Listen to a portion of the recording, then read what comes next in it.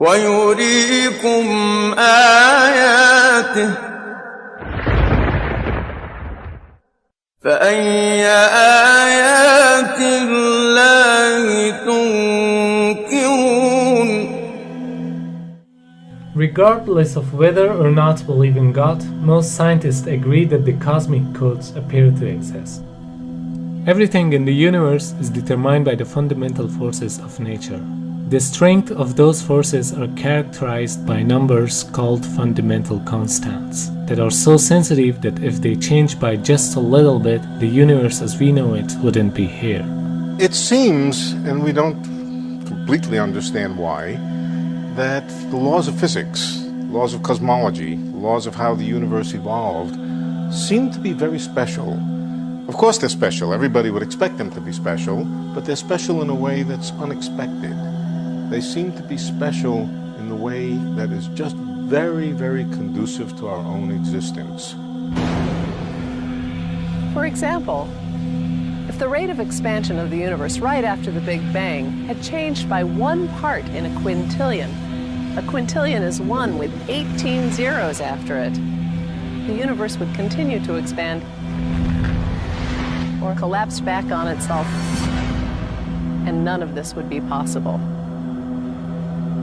To illustrate just how small a number 1 part in a quintillion is, imagine all the grains of sand on this beach. In fact, imagine all the grains of sand in all the world's beaches.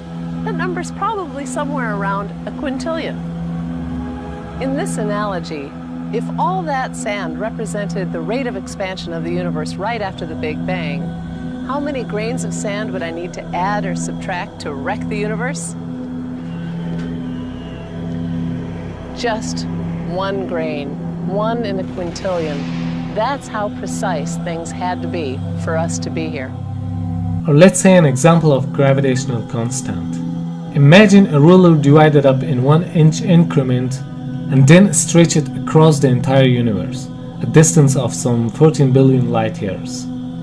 For the purpose of illustration, the ruler represents the possible range for gravity.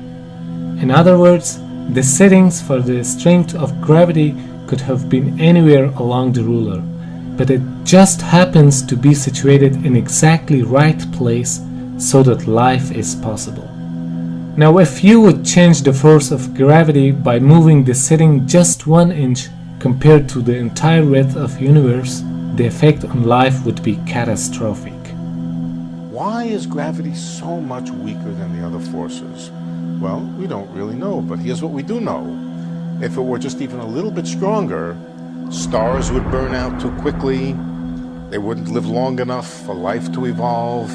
Instead of stars, instead of galaxies, we'd have black holes. We can't live in a black hole. I mean, science fiction, maybe you can live in a black hole, but we can't really. An early example comes from the great astronomer Johannes Kepler, who was obsessed with understanding a different number, why the sun is 93 million miles away from the Earth. And he worked for decades trying to explain this number, but he never succeeded. Why do we humans find ourselves on a planet at this particular distance instead of any of the other possibilities? And again, that's a question we can answer. Those planets which are much closer to a star like the sun would be so hot that our form of life wouldn't exist. And those planets that are much farther away from the star, well, they're so cold that again, our form of life would not take hold. So we find ourselves on a planet at this particular distance simply because it yields conditions vital to our form of life. So everything seems to be almost on a knife edge, that if you were to change the rules of physics, the laws of physics, even a little bit, the world as we know it wouldn't exist. I don't reject the possibility that there may have been an intelligence that in some way or another was involved in the creation of the universe. I don't reject it, not at all.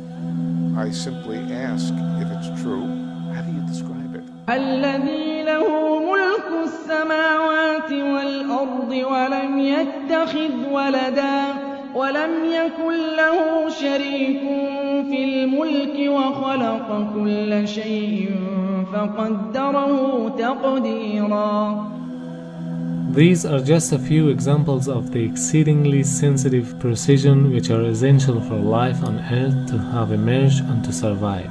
Yet even these examples are sufficient to definitely reveal that the Earth and the universe could not have come to being as a result of a number of consecutive coincidences. The concept of precision that began to be implied in the 20th century is a further evidence of Almighty Allah's creation.